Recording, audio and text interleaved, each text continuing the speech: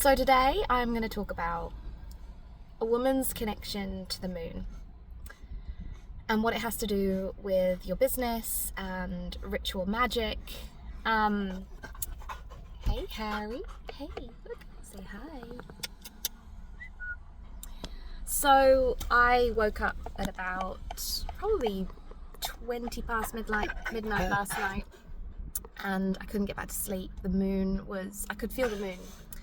And so I decided to go out onto my deck with my staff, and I did a beautiful ritual under the moon. Kind of thinking that I'd be able to go back to sleep afterwards. What in fact happened was that, what's up? Kitty pasa, Harry. I actually felt even more awake afterwards, but in this really beautiful, driven way. And I ended up sitting down at my laptop and putting together the launch of a suite of products that I've been thinking about launching for a little while and just hadn't felt the energy to do it.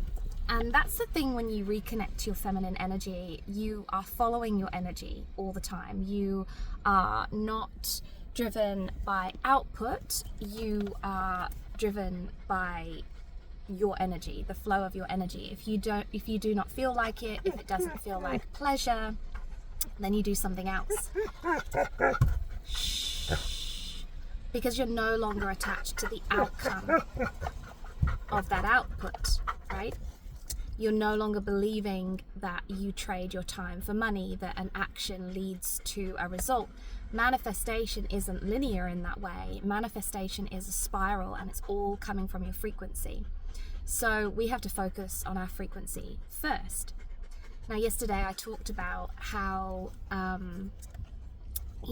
I felt that there was a deeper meaning to the mother wound that had come up for me during this full moon, feeling the fracture of the connection to the divine mother within. It's not just our childhoods and how our own mothers treated us, but almost the plant that I was working with showed me this deeper fracture between how we connect to the earth, how we've forgotten that we are women, how we have forgotten that we are divine, basically.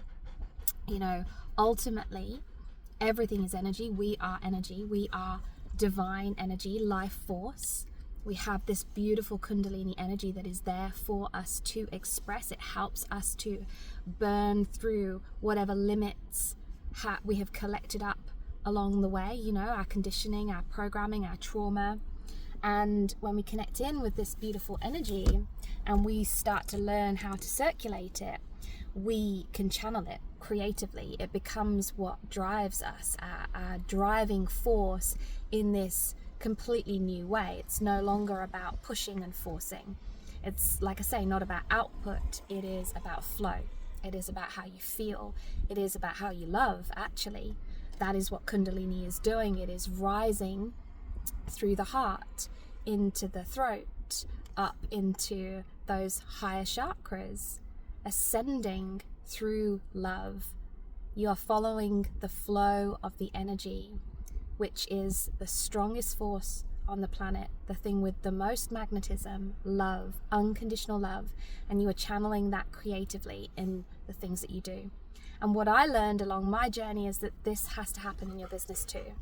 This can't just be something that you do, in your day-to-day life, because that's having conditions.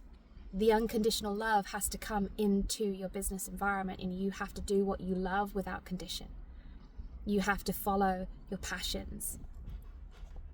There is a difference between the life of our dreams, the woman of our dreams, the man of our dreams, the job of our dreams, and the man, the woman, the job, the house, the life of our soul.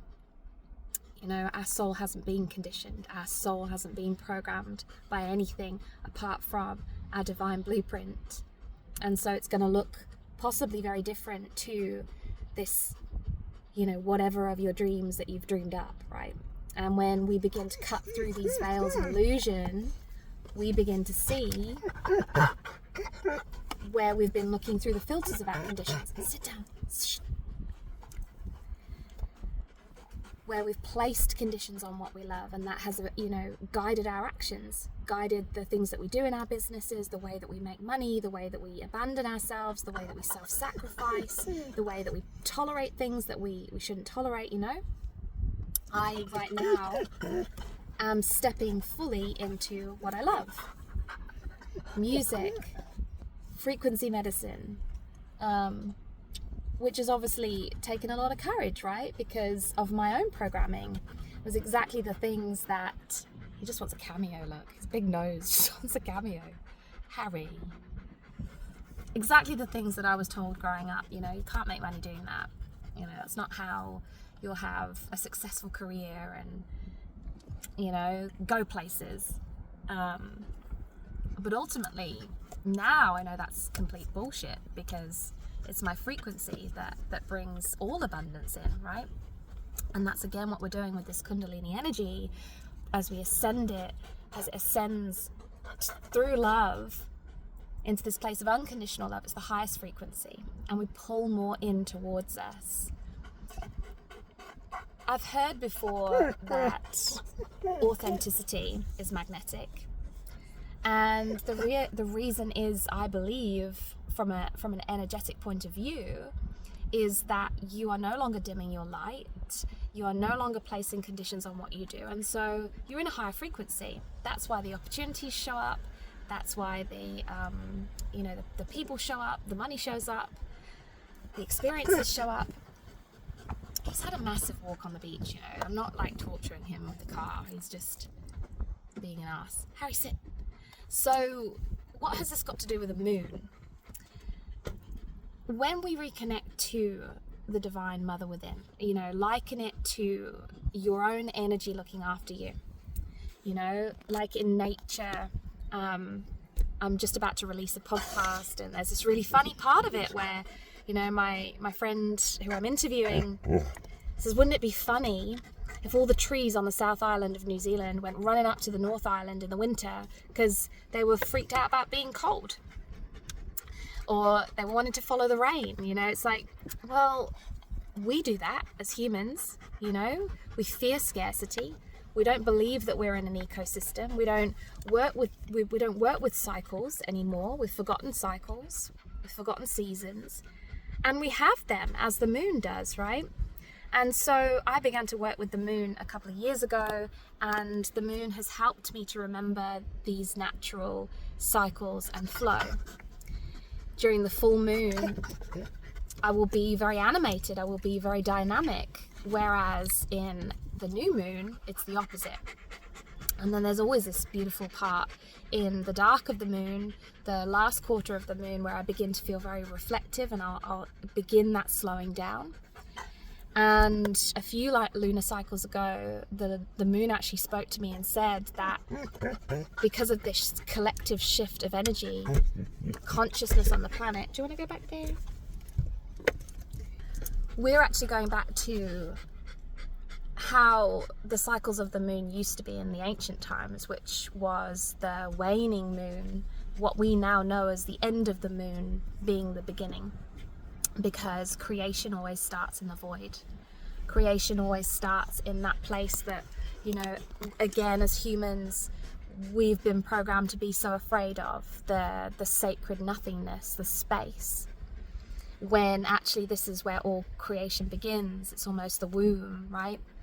And when we learn to release our fears, we can sit more solidly, more anchored in this beautiful nothing, sacred nothingness, and watch creation happen by itself.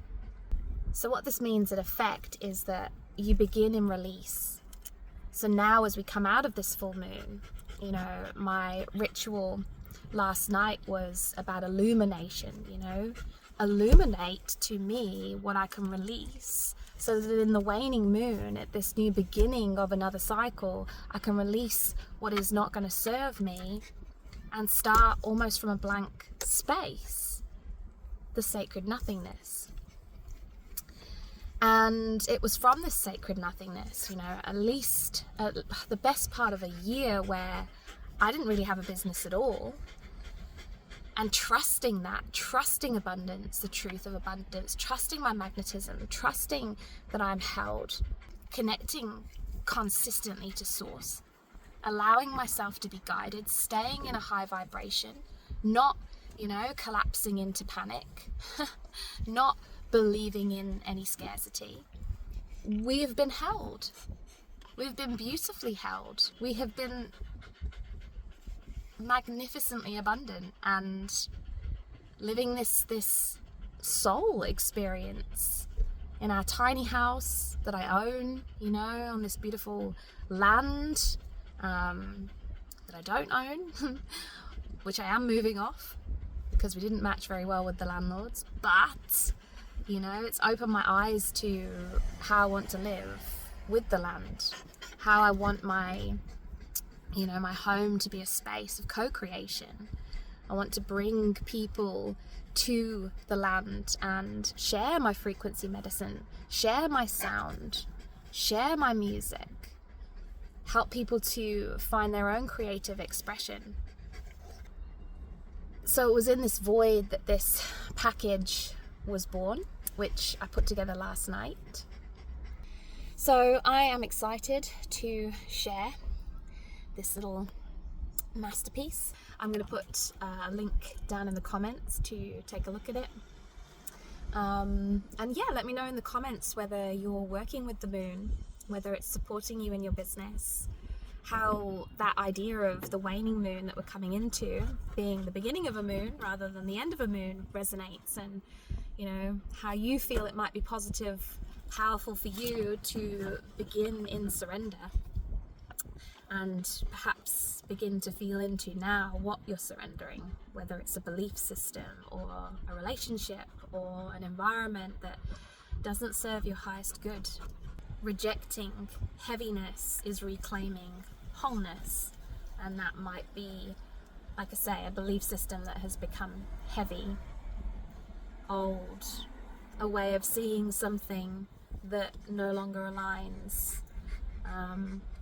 Yeah, would love to hear from you, and I hope that this video has been helpful, and looking forward to continuing to share. Say bye, Harry. Bye, Harry. Goodbye.